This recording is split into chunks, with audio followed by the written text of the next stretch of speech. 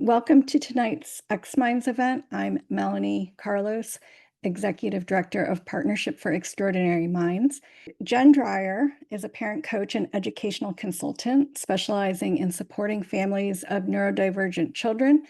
And Gabriele Nicolet is a speech language pathologist, parent coach, and podcast host.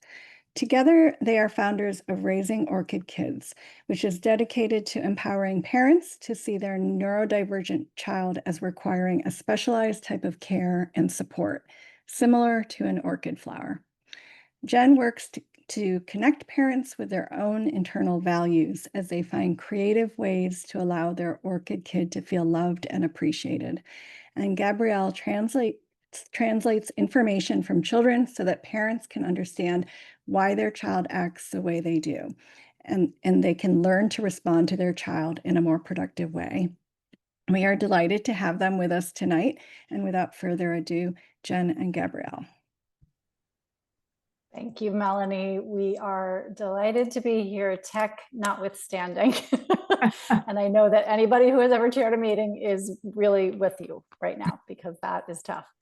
So thanks for being here, everybody. I'm Gabriele. I am joined. I'm Jen Dryer. Nice to be here. We're really happy to be here to be with all of you tonight. And I'm going to go ahead and share my screen because we have slides for you all, and we will jump right into the presentation. You heard our bios and what we do and why we do it, so we don't need to spend too much time there, I don't think. Jen, what do you think? No, I don't think so at all. All right, so we're talking all about unpacking an autism diagnosis, understanding the why and navigating what's next. Jen, you had something really important to say before when we were talking on the phone the other day. Or just now. Oh, well. One, really important to understand is that this is like an 8-week class we could teach you. So we're not going to be able to, we're going to give you like the 20,000 foot view on lots of things and like sort of briefly touch on lots of elements of this topic. There's lots of places to dig in much more deeply. And we're happy to be a resource for you and give you more information as needed. We have our contact information at the end if you need to reach out for any reason. Actually, xMinds has a ton of resources for you on their website as well. So know that we'll touch on lots of things, but we may not go super deep into lots of them just for the sake of time. All right. So you know who we are and why we're here. You know what we're going to talk about. You may at any time put your questions or comments into the chat. We are definitely going to have Q&A at the end. And so if we do, as Jen says, kind of glance by something that you really need today, we can come back to it. We're going to have some time at the end. We're going to talk for about an hour here, and then we will have time for questions. All right, let's start with what an autism diagnosis is and what it isn't. Okay, so I'm going to start with the is's. What an autism diagnosis is a description of someone's brain and how it processes information. And it is a description of a brain that processes information in a certain way. It is also a key to accessing services, either at school or through the healthcare system. And it provides a shared language among professionals, between parents and the school system. It gives us, I'm going to use the word box. It's not a great word, but it gives us a place to land in the kind of in the galaxy of like, what are we looking at here? Okay, so that's what an autism diagnosis is. Jen, do you want to take the next part here? Yeah, I mean, the other thing that it's definitely not is wait, go back. Okay. It's not a ceiling. It's not a prognosis. It's not, like this is, you have an autism diagnosis and this is, as far as you'll ever go in X, Y, or Z. If, there's, in the next slide, I think, but like if you've met one person with autism, you've met one person with autism. There's, it's not a personality type. It's not like any reflection on your parenting, or like current stuff going on aside in the world. And, the other thing is that it's not necessarily an impediment. It can be, there are things that are challenging that come along with it.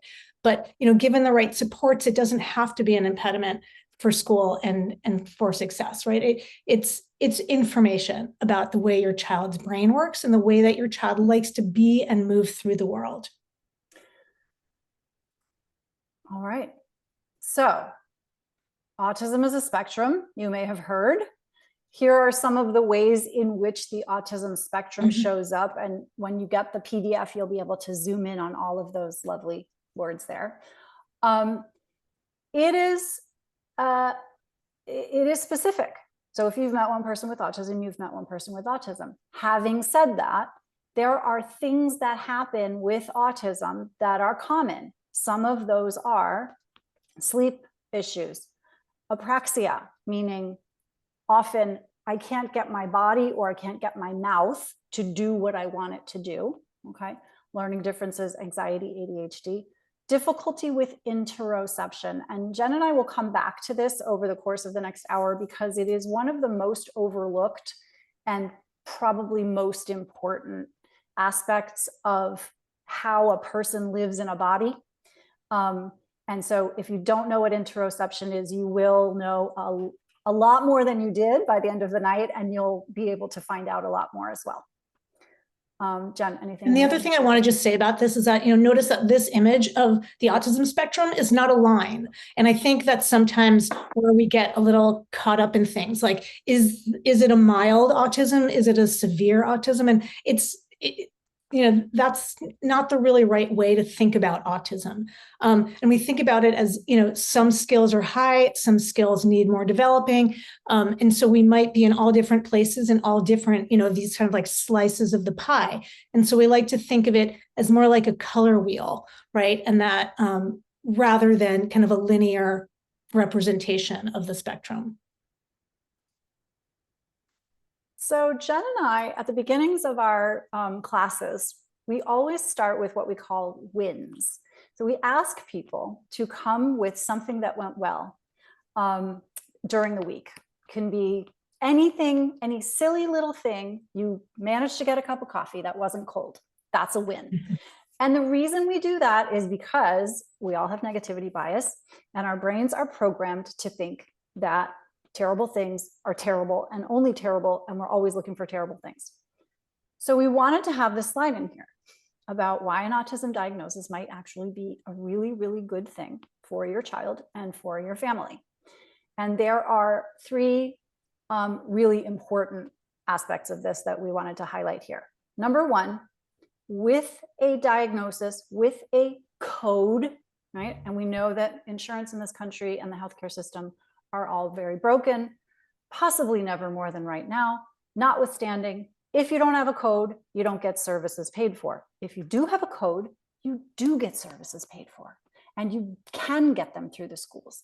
And so having that diagnosis is very helpful. Even if, there are some things about it that you don't love, okay? It can be very helpful for accessing service. Yeah, and the other thing is that it provides a lens, as we talked about before, right? So not only does it provide this shared lens, it gives information for your kiddo, for your child. Now, obviously, if you look at a 3-year-old who's newly diagnosed, you're not going to talk to them necessarily about their diagnosis at that point. But we do lots of stuff in our classes on how do you talk to your kids about their brains, right? And how their brains like to be in the world and how their brains have a really hard time with some things and like a really easy time with other things to help kids understand their own brains. We call that metacognition. And that is really important.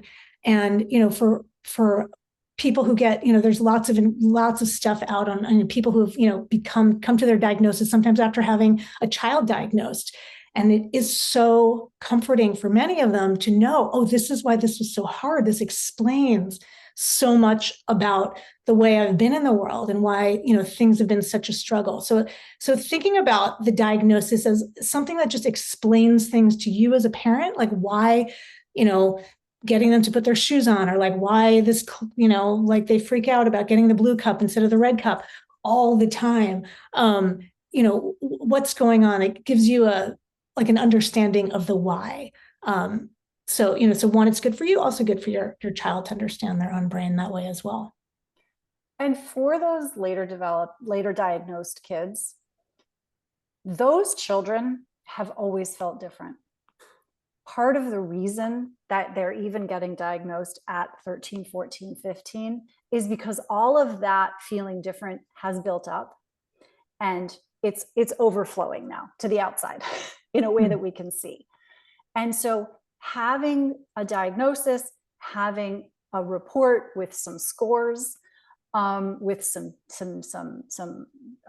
descriptions on it about how you did on this test. This test tests for ability to shift attention in a particular time frame. Turns out you're really terrible at that. Your brain is not good at this task. Isn't that so interesting? Okay. And Jen and I talk a lot, as she said, about brain talk or your brain language, whereby we can get very curious about what is it that our brains like? What is it that our brains don't like? How are we thinking about ourselves and our brains? And those two things are not the same. And so rather than I'm stupid, I'm different, I'm bad, it's my brain doesn't process information quickly in a pressure situation. That is a very different thing than I'm not fast enough to participate in a group conversation. It is night and day. And when we have that information from testing, because now we have a diagnosis, then we can start to have those conversations, particularly with teens, where, hon, I think this is a brain thing. Fill in the blank with whatever it is that you want to say. One more pin I'll put here, and then I'm sure we'll come back to it, is these are many micro conversations. This is not like we get a report, we sit down for an hour, and now we're finished talking about this. This is every day a little bit, or whenever it comes up, but every day, just a little bit. That conversation could be 30 seconds long. It could be 5 minutes, it could be an hour, doesn't matter. So that is important. Yeah, I have this conversation. I have an autistic son. We have this conversation all the time about how, his brain, sees things differently and sees things this way or that way. And yeah, it's the small drips is the way to think about it in terms of talking, because it can feel overwhelming otherwise. I mean, we have an entire webinar on that you can access if you want to really dig into that. Yeah. And then the last thing here is just that getting the diagnosis actually is a way to find community. It's a way to find other parents who can navigate, while each kid is going to be really different and their autism is going to look really different. There's, lots of things that overlap, and there's lots of ways to find community and find space to share, because it can be really overwhelming to look at family members or friends, or if you're on the socials, to, see people's perfect pictures and feel like that's, not me at all. And that can feel hard and sometimes sad and frustrating. And so finding your community of people who can relate to what your parenting experience is like is incredibly comforting and empowering in many ways. Okay, news to maybe many of you, we don't know. We don't treat autism. Autism, contrary to what you will hear in the news right now, autism is not a disease. Can you tell I'm a little riled up by this? I just can't. Autism is not a disease. It is a neurotype. It is a brain-based difference that comes with other stuff. The stuff we treat is the other stuff. We don't treat the autism. Giving a person with autism speech language therapy does not make them less autistic. It just makes them more verbal. Okay? Doing talk therapy for anxiety or OCD does not make someone less autistic. It just makes them better able to handle their anxiety and go into the world and be their lovely autistic self. Social supports, this is where we get it wrong a lot. Social supports for autistic people often focus on making those people seem more normal or more neurotypical. That is increasingly not what we're doing with social social skills or social groups or social supports.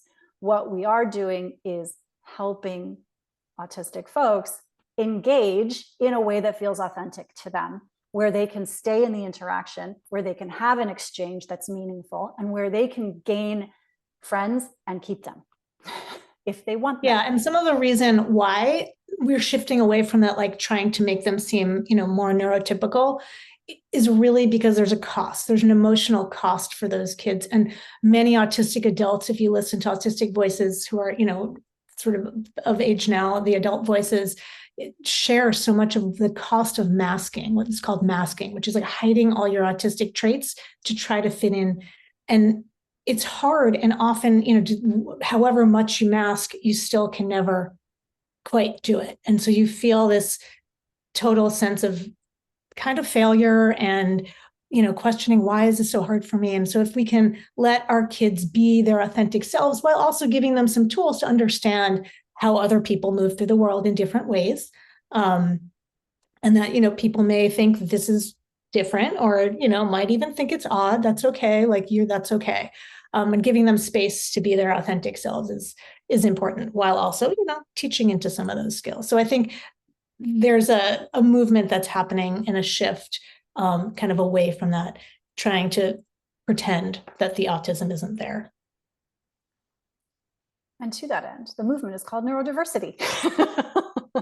So neurodiversity is this idea that all brains are different from each other. And so in this group of, I'm assuming mostly adults, this is a neurodiverse group. The way that, and I'm going to give a shout out to my friend Jen Gleisel over at Seven Corners Psychotherapy in Virginia for educating me on this. So this is a neurodiverse group because we probably have neurodivergent folks and more neurotypical folks. We can argue about what it means to be neurotypical, and we can also argue about what it means to be neurodivergent. The point being, when we have someone who is diagnosed as autistic, that is a form of neurodivergence in the way that we're sort of doing our terms here, okay? And so when we talk about neurodiversity affirming, what do we mean? We mean that we're going to teach kids about their brains, how their brains work, and teach them to move through the world with confidence with their own special, unique brain. Because we know that when someone feels accepted, when they feel seen, when they learn who they are, they do a lot better. They don't do drugs as much. They don't drink as much. They don't have as much mental illness or trauma, like all the things that we think about in terms of bad things that can happen to you don't happen as much when we are seen for who we are. And so when we give that to neurodivergent kids, we increase the likelihood that that's gonna turn out better. Excuse me. So then, go ahead, Jen. Yeah, I was gonna say, so then in terms of the supporting social challenges part of it, many of our kids have challenges socializing in a neurotypical space, right, in the world, which is the world around us is built for neurotypical brains. So a couple things. One, this is often really hard for parents because sometimes it's really important to unpack your own feelings about having an autistic kid. And sometimes it takes us a little while to kind of get to a place of acceptance of the quirkiness and the difference and all that stuff. And this also can be a cultural, there can be a cultural element to that too. And then there's also, which we are not going to really touch tonight with 10-foot pole, but families, managing your family's interpretation of all the stuff. So one, kind of in those neurotypical spaces, we need to kind of manage our own expectations, right? We can't expect our autistic child to behave in a non-autistic way or in a neurotypical way, in a social situation, right? That's just, if we can kind of manage how we feel about this, unpack it, understand it, everyone's going to be happier. Everything's going to go more smoothly, right? Because then we can also prepare for in these situations, something might happen where they might get upset. What's our plan B? Secondly, this idea of finding the just right challenge. And we talk about this in our class a lot too. And we I've done some blog posts on it and things. And this idea of a just right challenge is really finding out for your child, like, what is the next very small step they can take, right? Sometimes it's a big step, but most of the time it's like 1/64th of what you think is the right next step. So thinking about, what's the next small step that they can take in that neurotypical space that's going to make them feel comfortable and good, right? In order to be there in a more successful way. And then giving them some space for their special interests, right? This is the thing that feeds them and makes them feel really good. The spins, right? The things that they love, right? Because that is one thing that's really common pretty much among any autistic person I've met has one special interest or two or three or 24. But letting your kids have the space to kind of dig into those things, because that is really their happy place. So giving them that space to do that charges their battery and makes them feel really good, which helps them sort of manage the things that are hard in the world, which is most things. It also, I'm going to say indulging kids, allowing kids to have really like deep access to their special interest, to their topic of interest, allows them to be the expert in a way that they are not the expert in any other area in their life. Everybody, and this is true of all children, by the way, but this is especially true of children who have scatter skills, have some deficits, maybe in speech and language or in sensory, or in gross motor, where they're not the best at anything, but they are the best at their special interest. They know the most out of everybody in your family. They know the most out of most kids in their class, unless they also have a friend who happens to be fascinated by the solar system, for example, right? Mm. I just talked to a woman today. Her 13-year-old has been interested in paleontology since he was 2. He knows the most about paleontology. Okay. When you let someone be an expert on the thing that lights them up, we're building confidence, we're building identity, we're building that person up. Why wouldn't we do that? That's such a great thing to do. Yeah, and it also lends itself to them finding friends who like the same thing, and then they can talk about that and they can kind of dig in together. And so that's another really important, place for special interests is it's a great source for friendships. And then the next one here is, again, neurodivergent friends are really important. I'm going to come back to stimming in a sec, because it's, for whatever reason, it just, for many kids who are autistic, it feels more comfortable, right? They don't have to mask as much around, unless you have a neurotypical friend who's very accepting and understands all these things. And, as kids get older, that tends to get harder, honestly. It tends to be easier to have neurotypical friends when you're younger. And the difference is kind of kids are always a little goofy and a little quirky. As the social stuff piles on, it gets harder. So giving kids space for neurodivergent friends is really important. And then lastly, this idea of stimming. So stimming is a repetitive movement. A stimming could be like a flapping of the hands. My son likes to verbally stim. He just likes to say the same letter over and over again. He likes the way it sounds. So lots of sounds, lots of things like that. And stims for some kids stimming in general can be really helpful for kids and adults as well, who are autistic, because it's a release. In some ways, it's for some people, it's a way to release tension and stress, right? And it's a way to cope when things feel overwhelming, right? And things feel really overwhelming for a lot of our, sensory sensitive autistic people, because the world is not made for the way their sensory system likes to be in it. So giving them that space to stim is like a release. For my son and for many others, stimming can also be like a fun, joyful thing, right? It's like a dopamine producing for him. Like he loves it. He gets his little, excitement out of saying the letter G 25 times in a row, with his funny little intonation.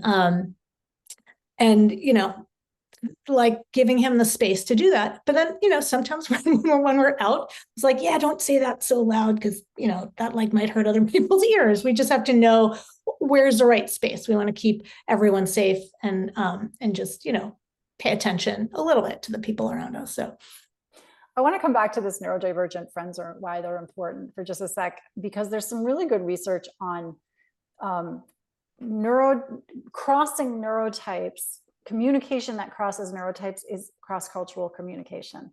So if you have ever met somebody from another country or another culture, either whether it's linguistic, like you don't quite understand how they're saying what they're saying, even if you do understand the language, or there are just some cultural norms that are different, then you know what I'm talking about. And so the research that they've done is really fascinating, because neurodivergent folks who are with other, so autistic people who are with other autistic people, actually can have very successful social interactions.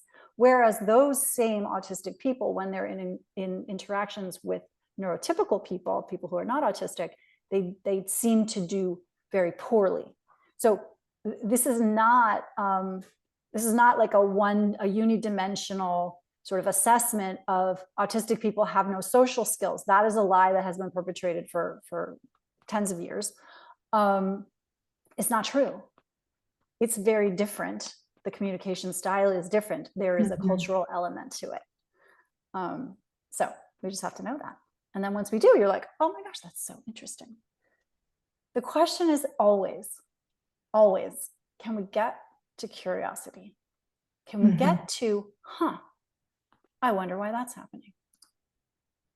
Okay, let's talk IEP. We can talk about this really briefly, because xMinds has a ton of really good information on IEPs and 504s. And just understanding that the basic high-level difference between them is just that the IEP gives you actual services. And in an IEP, if your child, needs a one-to-one support or something like that to help them move through the day, that would be in an IEP. A 504 is just accommodations. So those are for kids that have fewer needs. So we're going to kind of leave that there. And this will be in the slides. And for, and I see Daniel just put like a great link to the more information on the IEPs and stuff there. If you have an IEP, the accommodations of a 504 are just tucked into that IEP. So you wouldn't have both. You would have one or the other. Perfect. This is our jam right here, though. So when people come to us at Raising Orchid Kids, mostly what they are concerned about is their child's behavior. And so Jen and I spend 4 of 8 classes talking about behavior in depth. One of the handouts that we give people is this iceberg. And we spend a lot of time, because behavior is really just what we see on the outside. And behavior is really a reflection of what's happening on the inside. So think about, and what I mean by that is, think about your very, very dysregulated, screaming, complaining, crying child of any age. Think about what that feels like. So that's what's happening on the outside. Think about what has to be happening internally for them to be doing that. That means all their coping strategies, all their reserves, all of their calm has left the building. That's all they can do, is cry and scream and complain. And so I hope that the same thing is happening to you as what happens in our classes, which is parents say, oh, I didn't quite realize that this was bad for them too. Now, that doesn't solve our problem. Your child is still on the floor of the parking lot or the Target or your kitchen. But it maybe gives you a little bit more compassion and a little bit more wherewithal to push through it and use some strategies, which we also teach in our class. Yeah, and I think, the other piece too is to really think of it as like behavior is information. It's communication. So your child is telling you something by what they're doing, right? And it is our job, and not an easy one, but it's our job as parents to kind of be the detective and to try to figure out what may be going on underneath. And if we can also shift when it feels overwhelming for our brains, because this is not something we're going to go into in much depth, but when our kids are having big meltdowns, our brains, it's something called mirror neurons, and our brains will automatically want to mirror and do, and freak out too. Right. And so because our brains, our prefrontal cortexes, that front part of the brain where our executive functioning system lives, is fully developed now as adults.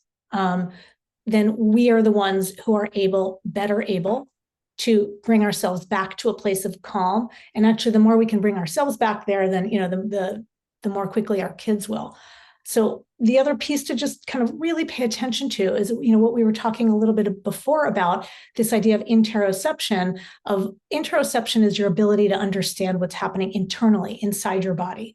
And many of our kids struggle with that, right? That's why many of our kids take a really long time to potty train. Many of them, forget to eat and then fly off in a rage because they're hungry. They may struggle with sleeping and, all these kinds of things. And so, what happens many of our kids' behaviors, many more than we give credit to, are physiological. They are based in what's happening in their bodies, not what's happening in their brains so much. I mean, it's obviously all connected, but there's a lot of physiological things that are happening. And our kids are not choosing actively to do the thing that they're doing. I mean, sometimes they do, but most times, I'd say like 9.9 times out of 10, they're not. The other thing that that we want to point out in terms of behavior is as much as this pains me to tell you, because I experience this in my daily life, we cannot control other people's behavior. Full stop. Other people are being other people. And the only person whose behavior we really control is ourselves. So to Jen's point, we're in possession of a fully functioning brain. We're the ones who have to use it. We do falsely get the impression when our kids are very small that we control their behavior. It's mostly because we're bigger and we're louder, and sometimes they're scared of us. And sometimes they have the capacity to do us a favor. But we should never be under the illusion that we are controlling their behavior. We might be setting up circumstances that make it easier for them to choose one course of behavior over another, screaming or not screaming, okay? But we're not in control of that. And what we see a lot of in our class is parents who are very, very frustrated because they have been trying to control behavior and they're failing all the time, and things are escalating and nervous systems are getting fried, kids and parents alike. And so just, again, stick it in the back of your brain when you see somebody being themselves, just remind yourself, oh, right, they're being themselves. Yeah. And then, one thing that we always joke, we always try to tell parents, there's like a number of things you should try to tattoo on your arm to just look at them whenever you need to. And one of them is just that if you can shift the idea that my child is giving me a hard time to my child is having a hard time, it's a very subtle shift in language. Like the other one that we like, that's instead of kids are attention seeking, they're actually connection seeking. Little tweaks in language can make a big difference on how you perceive what's happening. And then how you perceive what's happening has a big difference on how we address what's happening, right? And how we take care of what's happening right in front of us. Okay, so let's talk some more about nervous systems. And Jen already mentioned mirror neurons are real. So humans are wired to ping off of each other. That means we're constantly tasting the air. We have brain mechanisms that do this. And we're like, oh, they're really upset. They're really happy. And when it's your child, you're kind of doubly dialed in. And so when your child gets upset, you're going to automatically get upset if you don't recognize that that's what's happening. So when you know that mirror neurons are a thing, then you're like, oh, I'm upset because that's my child. And of course I'm wired to try to solve their problems, because if they're crying, there might be a lion, right? This is like a threat detection mechanism that goes off where we want to go all mama bear or papa bear and protect the young, okay? If you can recognize that soon enough and be aware of your interoceptive signals in your body, when your heart rate goes, or your cheeks flush, or your shoulders tense, or your stomach clenches, then you can cognitively, you can do a cognitive override, and you can calm your own nervous system. Now, mirror neurons work both ways. So if you calm your nervous system, guess whose nervous system is going to follow along? Your child's. And that gets into the second part, right? So your calm is contagious, but so is your freak out. So if you're doing this, it's fine, honey, it's fine. No, really, it's fine. Okay. You're in Zoom land, but I know that you could feel the tension in my neck and the tension in my voice, and it really wasn't fine. And my guess is your heart's beating a little bit faster. You're a little bit sweaty. You're like, wow, what the hell just happened? Right? It's contagious.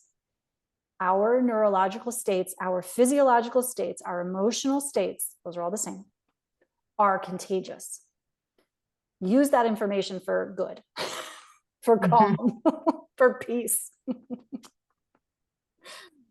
Yeah. And then I think, the big thing is that, so that's why we need to take care of our own brains, our own nervous systems, right? It's important to pay attention to that because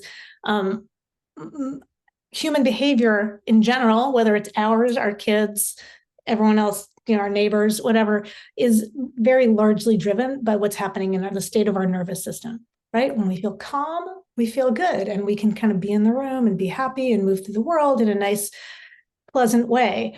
When our nervous system's feeling awry, I overslept, I didn't have my coffee, whatever it is, right? My nervous system is frazzled and I am acting differently than when my nervous system is nice and calm.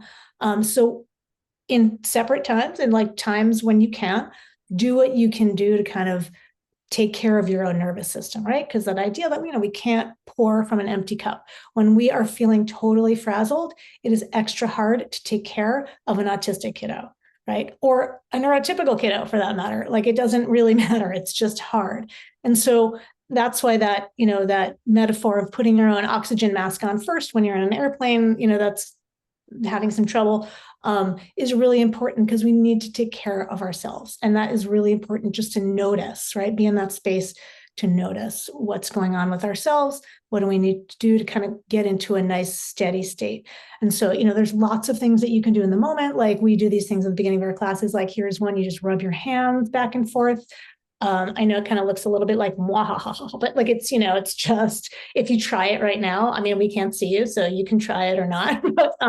but you'll notice a feeling that comes across the body. And so touch, basically what happens is when our kids are melting down, it is a stress response. When we are melting down and freaking out, our nervous system is having a stress response. The thing that counteracts your stress response is something called oxytocin, which is when our babies were little and we put them on our chests.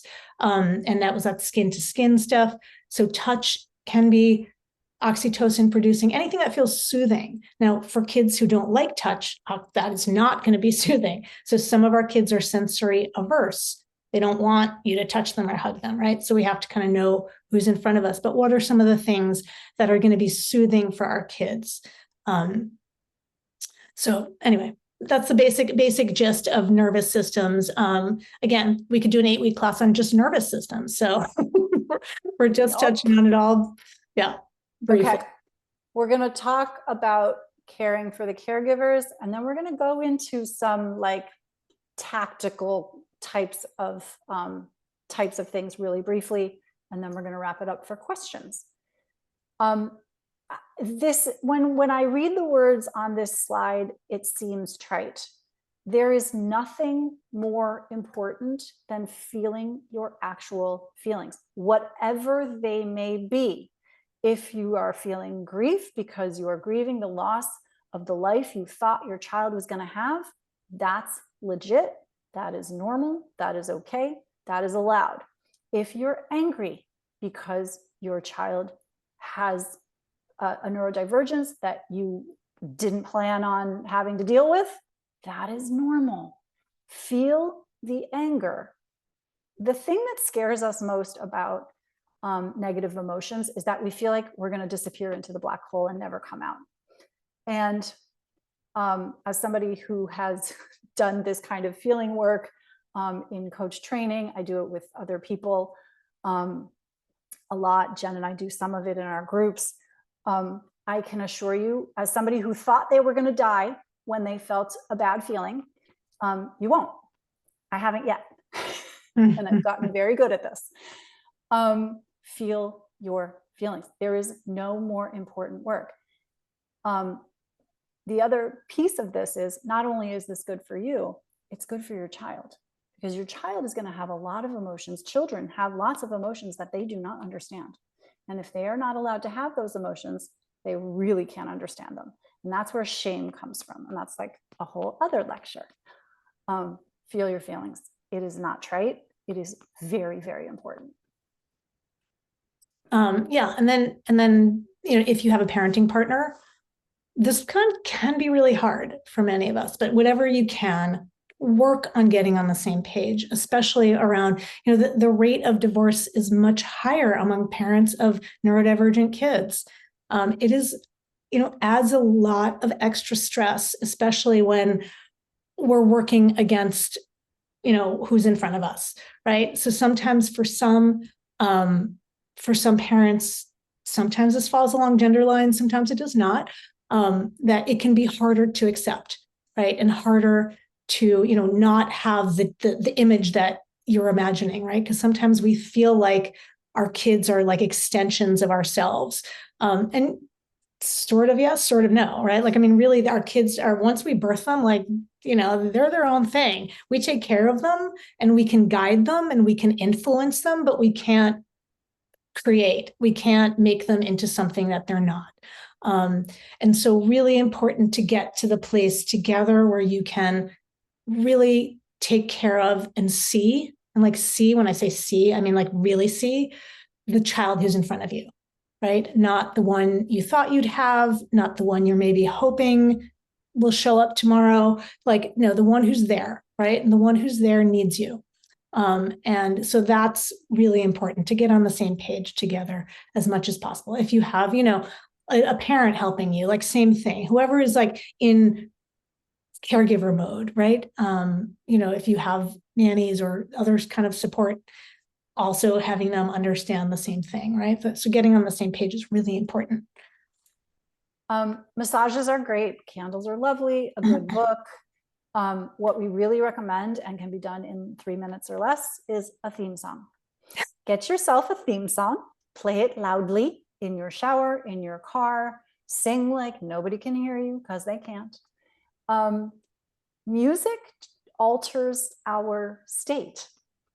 And so if you are feeling really down and you don't have time to feel through the feeling, you can pop on some music and you will notice that you will change your state. You will be in a different mood after the song than you were before. So if you don't have time for a bath or a massage or a pedicure or whatever else people tell you to get when you're doing self-care, get a theme song. Yeah, and also I know xMinds has some great support groups and things too. Those are also, try to find your people. That, like we were talking about at the beginning, like you're a group of parents, even one other parent, just have someone that you can be with who gets it, who is not in your family, ideally.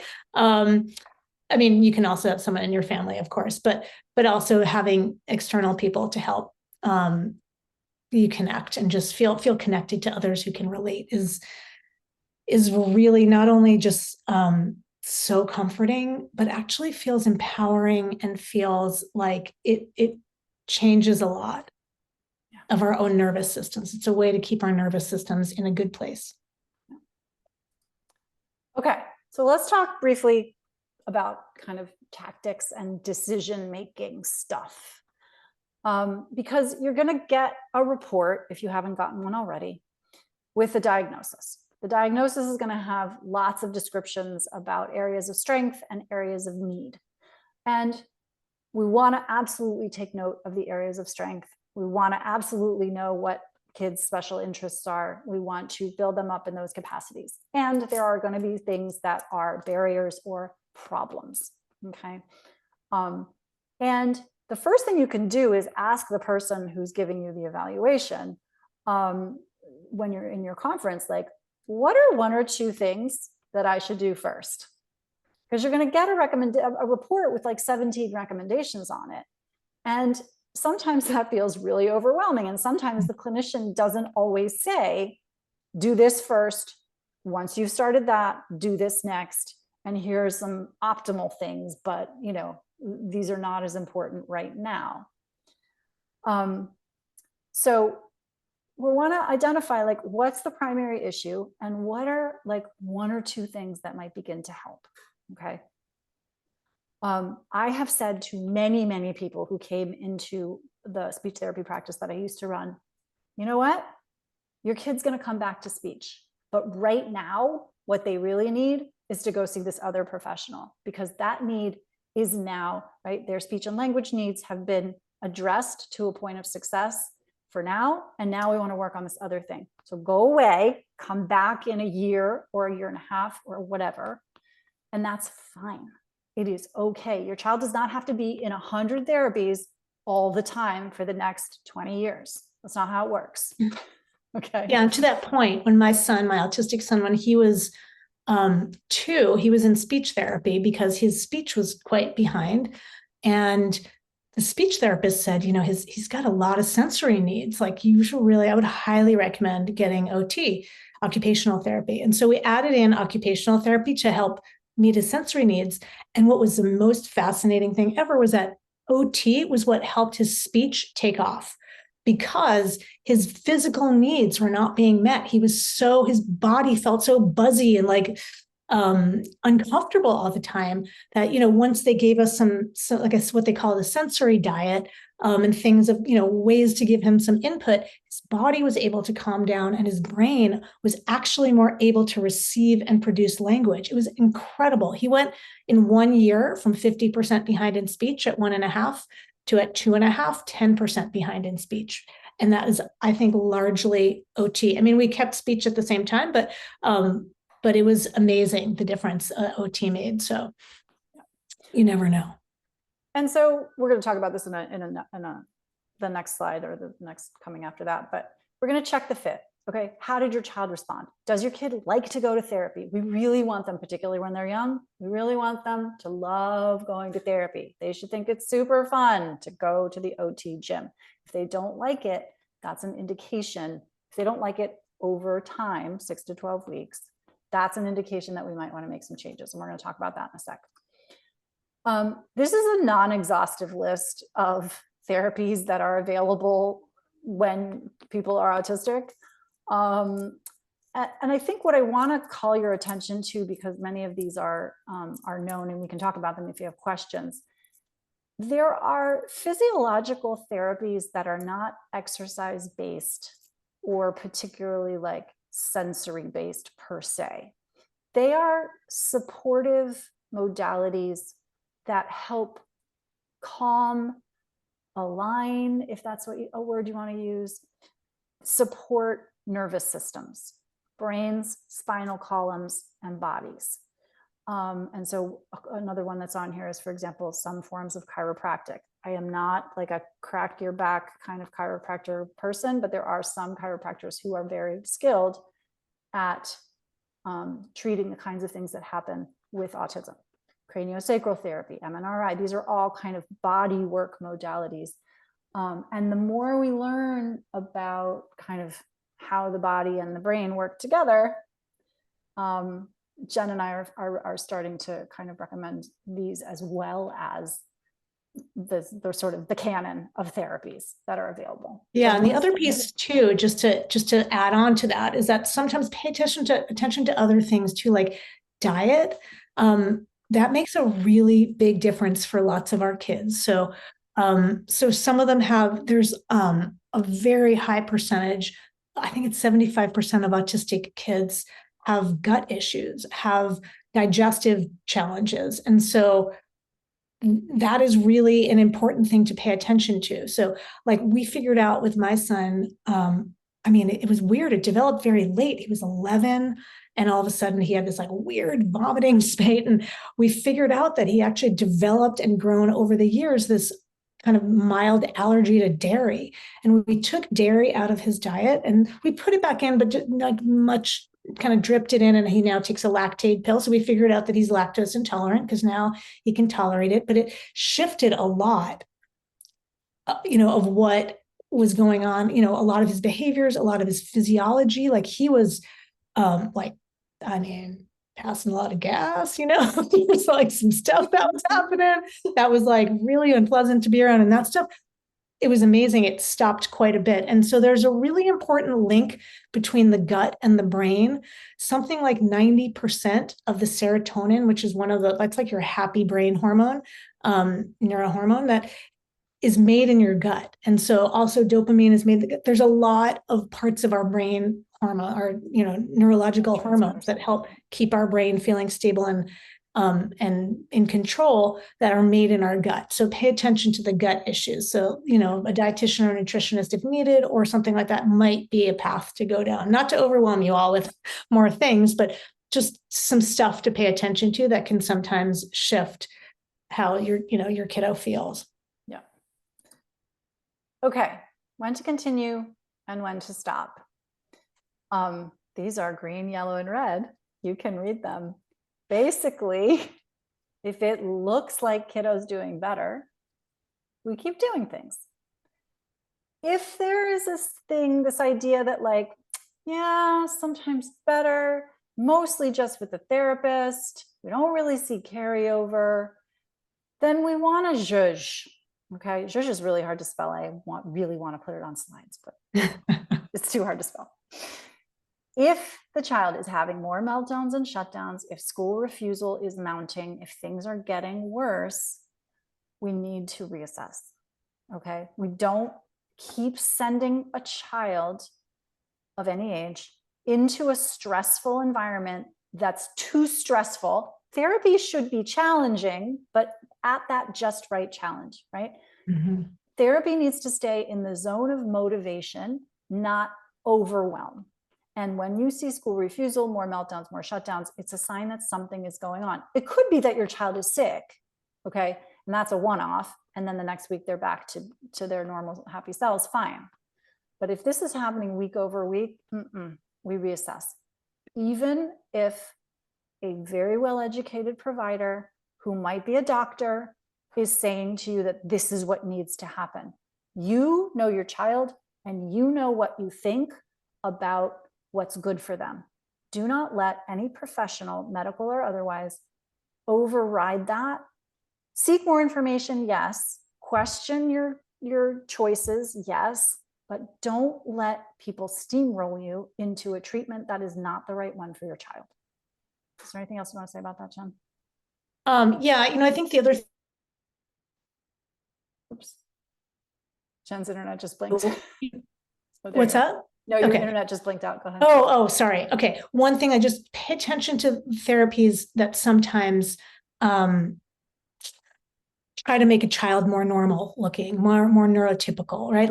Like force a child to make eye contact. There are, certain things we can't die on every hill. And that is so uncomfortable for some kids to make eye contact. That really, what's the harm? This is the way we need to move the world, to be more accepting of people who struggle with eye contact, right? It's not make or break for anything. And so when it feels like the therapy is kind of forcing your child to be, kind of taking away what feels good to them in those, those stims or things like that. A lot of times some of the behavioral therapies will try to get kids to, they call it, what do they call it? An extinction, right? Of stims and things like that. We want to give them the space for those things, and just kind of have your spidey sense up for, for what your antenna up there for those kinds of things that may be happening. Cause those are red flags for not where you want to be. And it's totally okay to ask your providers why they're doing something. Not because you're checking on them or questioning their authority. Although I will say, if they come at you with, why are you questioning my authority? That should be a red flag for you, right? But because you're interested, you want to know, why are we doing this? What's the benefit to my kid, right? You are a partner. Don't farm your child out to somebody who's not their parent. You are the parent. You get to oversee the whole process. And you get to be educated while doing it. Okay. This is how to reach us. You will have this slide. Our email is raisingorchidkids@gmail.com. We have an 8-week class. We'll probably have one in January and release those dates very soon. You can get on our mailing list. We have fun doing that. And we offer one-on-one parenting support as well. There are many ways to get a hold of us. With that, I am going to stop the share and come back, and hopefully we'll have some questions. Yes, we do have some questions. We have a couple questions that were submitted even before you guys started, and I might just start with those, and then we'll get to the questions that have been put in the chat. So first question is, please address late diagnosis in teenage years. And this is from a parent of a child or 3 children who were diagnosed at ages 15, 14, and 14 after they had been identified in kindergarten by teachers, but all those signs that were present there were ignored. So they didn't get a diagnosis until they were 14, and 15, 3 different kids in the same family. So she asks if you could address late diagnosis in teenage years. Yeah, we A couple things I want to, I was just going to say that this happens typically for kids who are what they call high maskers often, right? Kids who are learned that they're trying to hide their autistic traits. This is really common among girls more than boys, even for whatever reason. Girls tend to mask more than boys do. And so I think what's really important in this is to just pay attention to, what's happening for them, what information can we give them in a way this is, again, information, right? Like, this is a good thing to understand about your brain. And this is why some of these things felt challenging. And now we can kind of work to find you people who, A, can, help support some of the things that feel challenging, but B, also can, find some groups. There's lots of teen groups actually that are focused on, supporting neurodivergent kids. And they're just like hangouts a lot of times. And they are often, sort of by interest things, right? Those spins, those special interests. And so the other thing too is expect, for a lot of times kids who are older sometimes resist. And that's okay, right? That feels like it's been ingrained in their brains for a long time, but that means autism means there's something wrong with me. And so we're just working with them to help unpack that, and that, it just means you understand your brain differently now. There's an element to me, and I don't know who this person is, but there's also an element to me in the way the question is asked of how come nobody paid attention, and how there's an element of like, what was my role in that? And so part of what I want to say to this parent is, forgive yourself. You did your best. You are doing your best. And now you have more information. Feel your feelings, integrate the new information, and go forward from there. The past happened. We don't need to relitigate anything that has already happened. Now we have information. Now we have understanding. Let's move forward from there. So I just wanted to add that little piece there. Yeah. Thanks. Okay, we do have another question from someone with a teen. They say, where did it go? Oh yeah, I'm curious about supports for a mostly independent autistic teen who really struggles with interoception and could benefit from therapy that focuses on this. Any recommendation? Yes, check out Kelly Mahler's interoception curriculum. Kelly Mahler. I'll write it in the chat. Yeah, perfect. Has done some really fantastic work in this area. She has a lot of resources. She has a curriculum book for, I think it's adapted for most ages. And that is a very accessible place to start. Yeah, and sometimes even like a little bit of body work, like, MNRI or something like that, or like, craniosacral, where they're just sort of like lightly, those kinds of things can just help bring their awareness. Some of it is like that sensory piece, right? Like, for a lot of kids, there's something called proprioception, which is what you work on in occupational therapy. And that's kind of literally understanding where your body ends and the rest of the world begins. And so that's why some kids, when they're little, like bang their head or like bang things and hit things and jump, because it helps them feel their body in space. And so some of that is like, for some of our kids, by the time, we're not doing that when we're teenagers necessarily. But we may do, there may be other things that are, needed to help them feel, where they are in space a little bit more. Yeah. And just to clarify, for those that didn't catch what interoception is, it's the internal senses of like hunger and thirst. Pain. Mhm. Pain is a big one. Yeah. Many autistic people have either a very low, but the problematic one is actually an overly high pain threshold where you've got a raging ear infection and your parents didn't know because you actually don't feel it. That can be quite dangerous. We think it's great that they don't feel pain, but it's actually quite dangerous, right? It can kill you. Not the ear infection, but not feeling things that are painful. Yeah. Great. Here's another question. How can I prepare my child for self-advocacy? Talk to them about their brain. Self-knowledge, self-acceptance. And throughout their lifespan, it would be helpful to know how old that child is, because if you've got a 7-year-old, you've got all the time. You can have conversation for 30 seconds every night at dinner or every other day at breakfast about how their brain is perceiving their egg sandwich this morning, or how, last night you stayed up late and it was really hard to get up this morning, and leave it there, right? When kids are a little bit older, when they're 14 and 15 and 16, it's like, well, you stayed up too late. Now you've got a test and you're going to fail. And right, the stakes seem much higher and we can come off as a little heavy. When kids are little, it's the time. They're looking to us for that information. They want to hear it from us. They still want to talk to us. Yeah. And I think even when they're older, you can start to talk to kids just, you can always start to talk to them about this stuff, right? About their brains. Like, especially like, I'm thinking about the parent whose kids, the teenagers who just got diagnosed at, 14 and 15, that, you can have that conversation that, oh, your brain has here's some things that your brain is really good at, right? And here are some of the things that your brain has a hard time with. And so using that your brain language is a really great way. One, it just feels less judgy, right? It's not like you have a hard time with, like your entirety of your being has a hard time with this thing. Now, let's just say your brain does. And so one of the things that I do with my son, we talk about brain stuff all the time.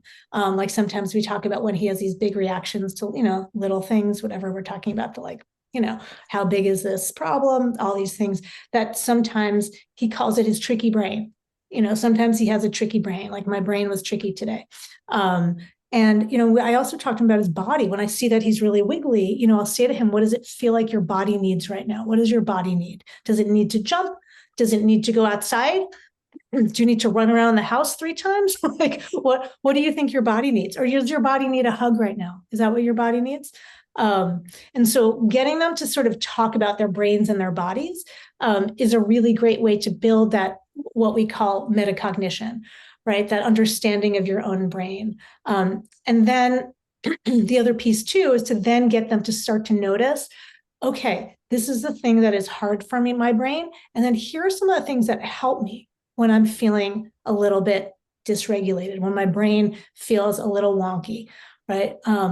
You can teach the word dysregulated. You can, there's all kinds of things that you can give them and really have them shift to understanding the things, like what is the thing that's going to feel soothing to them? Or what is the thing that's going to help them get past a hard thing, right? So like when we were little, not when we were little, my son was little, and we would go to a restaurant, always challenging, right? But sometimes he's actually a sensory seeker, but there are random sounds that would like throw him off. And so those like hand dryers in the bathroom would like always make him scream. And so I was like, okay, you know what? Maybe should we take some headphones for when we go to the restaurant? Would that be helpful in case there's a dryer in the bathroom? And so he was like, yeah, that's good. And so that was just the strategy that we used. And so some of it is just like identifying the problem. We work together, we find the problem, we work together, we find a solution to that problem so that we can get past it, so that we can be in the world and go to that restaurant and eat his favorite food, which of course has cheese, and we take a lactate pill, but Other strategy. Right. We have one more question about teens, and then we'll move on to the younger kids. This person asks, what about comorbidities in teens with autism and ADHD? like major depression, anxiety, or increasing social withdrawal since COVID? Yeah, those are real. Some of those come from not understanding oneself, not from being autistic or having ADHD, having an ADHD brain. A lot of anxiety, a lot of depression, first of all, has a gut-brain interface. So for that child in particular, we would want to be like pursuing some GI stuff just to see if everything's good. Maybe there's medication involved, that's fine. But also we want to like get to what's this child's level of self-understanding? Are they able to understand something about their brain and how it works? It's okay to have anxiety. Turns out anxiety, if you listen to people who know more about it than I do, some amount of anxiety is actually keeping us a little bit safe some of the time. The problem is when our brain amplifies anxiety and makes it into this big scary thing, and then we can't handle life, school, soccer practice, whatever it is that we're trying to do, right? Having anxiety is not the problem. The problem is it gets too big. We focus too much. Our brain is too invested. And I'm not saying that to diminish the problem. It's very real. And we're never going to get rid of anxiety. We're never going to get rid of feeling blue some of the time. I understand that depression is a clinical diagnosis, and when people have that, we should treat that. And also, we have a whole spectrum of feelings that we're sometimes not allowing ourselves to feel, or understanding that it's okay to feel. Yeah, and sometimes some of that depression piece comes along with like the need to feel like they need to mask often. And so it feels like, it can feel like that judgy part, that they're judging themselves and that other people are judging them, that this kind of can trigger for some kids, depressive thoughts and or, real depression. And so some of that is as much as we can, like, as we said before, finding the spaces for our kids, to give them those spaces to do what they love, like help them identify the things that like make them tick and make them feel alive and happy and joyful, and giving them the space to do that, right? So that the things that are hard and feel kind of overwhelming feel a little bit more doable if I'm coming from a place where I've kind of just filled my cup. So that can help. The other thing is the social piece is really important, especially that kind of depression piece can be particularly hard for teens who are like mainstreamed in a neurotypical, like in an inclusive school setting, because then they're starting to see how they're different from their peers. And that can sometimes they can perceive that, they can feel bad about it. And so giving them spaces again to be with neurodivergent folks, where it feels more accepting, in a more accepting space, can be helpful. We have two questions about meltdowns and how to handle them and dysregulation generally. One person asks, they say, my daughter does not want to be touched when upset or going through a tantrum. What are some ways to help regulate? And another one, another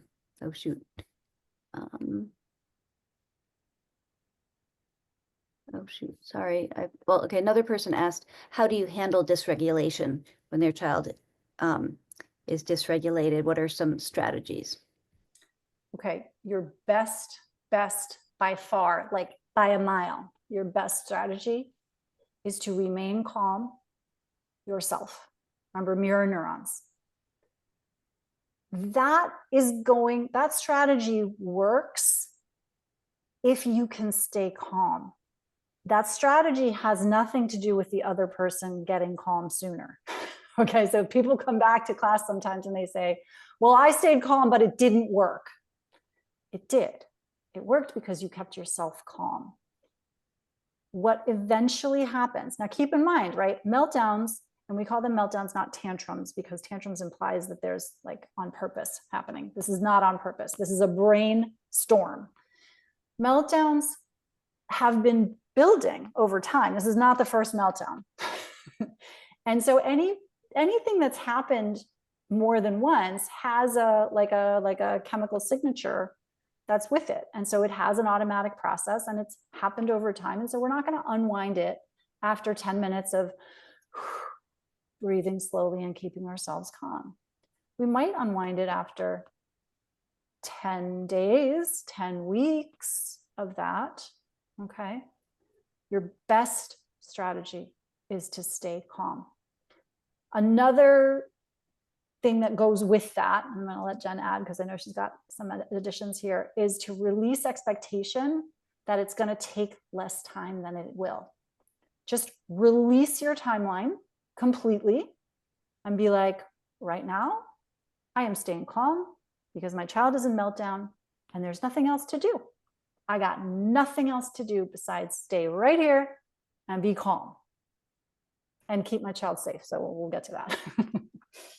Jen, do you want to? Yeah, I mean, the other thing I think to think about too is use less language in that moment. Like, say as little as possible. You want to say, I'm here, I love you, I got you. I see you're having a hard time. Well, like one sentence, that is it. We sometimes try to talk. I'm so sorry. This is really hard. I know. Blah, blah, blah, blah, blah, right. And that is just like makes things worse. Right. So whenever you can catch yourself in that moment, don't talk. Try or limited, really limited words. Right. Because literally when our kids, so we do this in our classes. Dan Siegel, who's a fantastic, one of our North Stars, wrote, he has this thing called the hand model of his brain, of the brain. And so this is your prefrontal cortex. And when our kids are in meltdown mode, when we are in rage meltdown mode, our lids are flipped and we are in this part of our brain, which is your amygdala.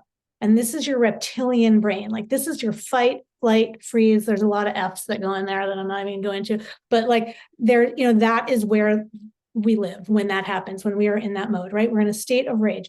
When our kids are in this state, and then our mirror neurons want to do this is no good, right? So when our kids are in this state, they almost cannot hear you, right? So the sound that you're making is just keeping this here, right? And so just like be calm. You can like do something soothing, whatever feels soothing for your child. So if touch isn't soothing for your child, it could be music. It could be like putting on a really calm song. It could be humming. It could be like getting a soft blanket, it could just be you sitting there, just, doing this, whatever it is, right? That if there's something that, right, like I love this idea, Carrie just shared this, like this gray curtain comes down, it shuts out the world. Yeah, I mean, it's sort of like the curtain flips open, but it's the same idea, right? That, yeah, like now, I can't hear, I'm like in this tunnel right now. And so we just need to keep them safe until they can come down. We teach this thing called the arc of we have to rename it. It's called the arc of the tantrum, but it's really the arc of the meltdown where, once they're at the peak of that meltdown, like there's nothing we can do at this point other than just work to keep them safe. Right. And keep ourselves safe. And then, they will come down. The best, the upswing happening, like when you see the meltdown things start to unravel around the edges, fray around the edges, that's your best bet to just try to, get in there at that point to help mitigate what's going to happen. And maybe it'll be a smaller meltdown or maybe it won't, right? Again, we have to detach ourselves from the result. Okay. We have a few more questions. Here's one. How do we balance also caring for siblings of an autistic brother?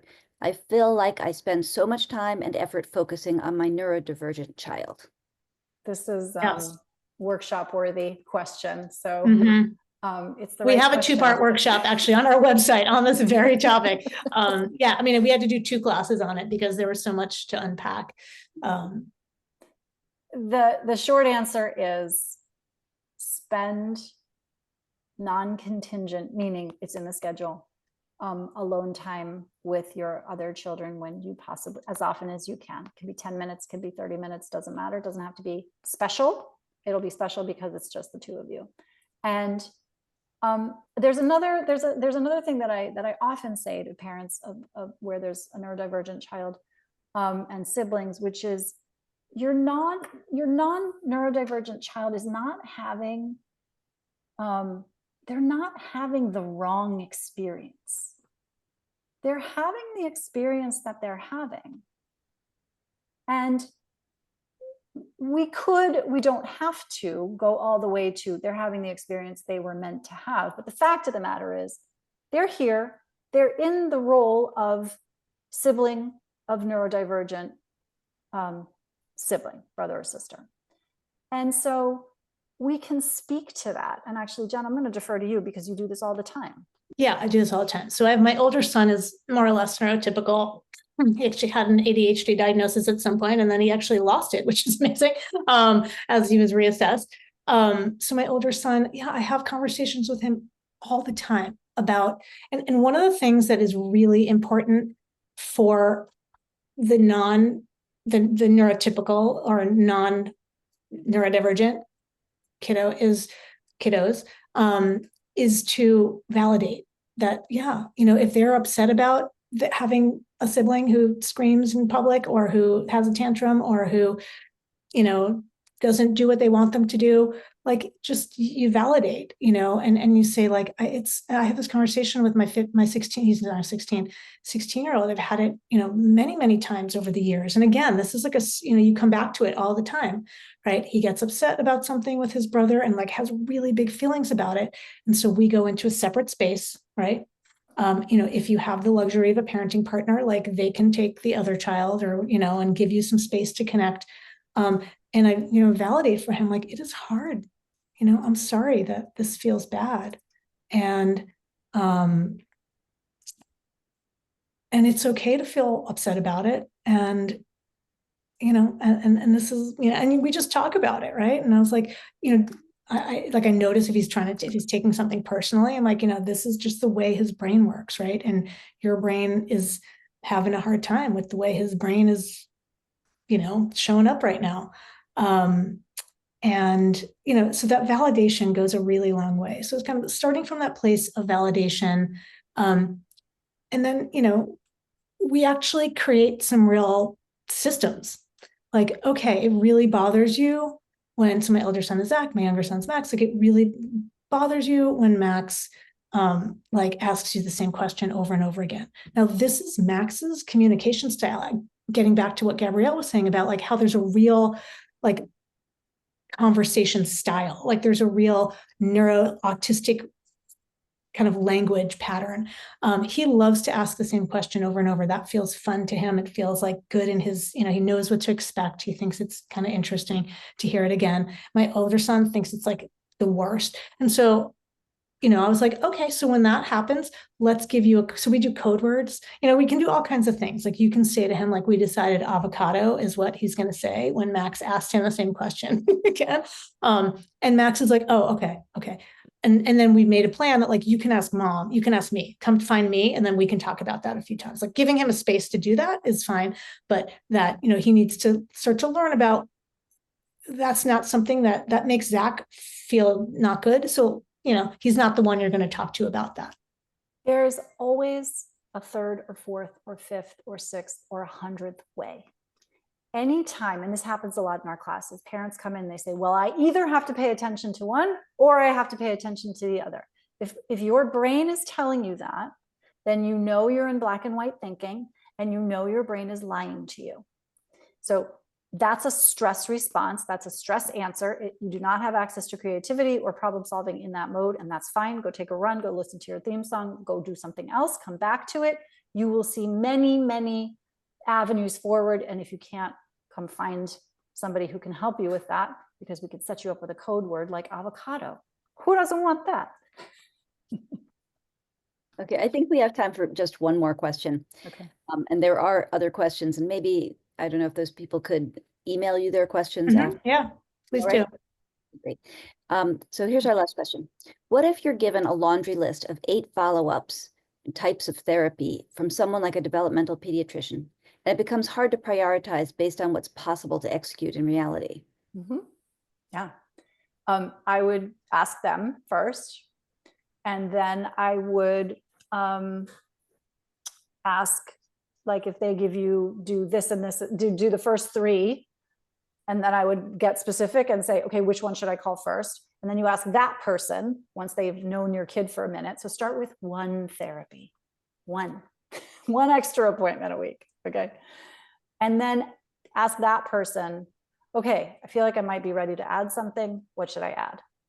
Because everything can be an emergency if we let it be. And it doesn't have to be. And it's okay. Yeah. And the other thing I will add on that is just like, if you know, my own bias, like if you have kind of a menu of things and one of the things is occupational therapy, I'm like, yes, usually start there. Yeah. If you have a sensory, you know, issues that seem, you know, there's any, like your kids bouncing around a lot, occupational therapy is usually a really good place just to start and to land, and then, you know, add on other things, especially for younger kids. I want to thank Jen and Gabrielle for being our guests tonight. So much good information. And please check out their website and their classes. I'm sure you get a lot out of them. So thank you once again, Jen and Gabrielle, and to all of you who joined us. Have a good night.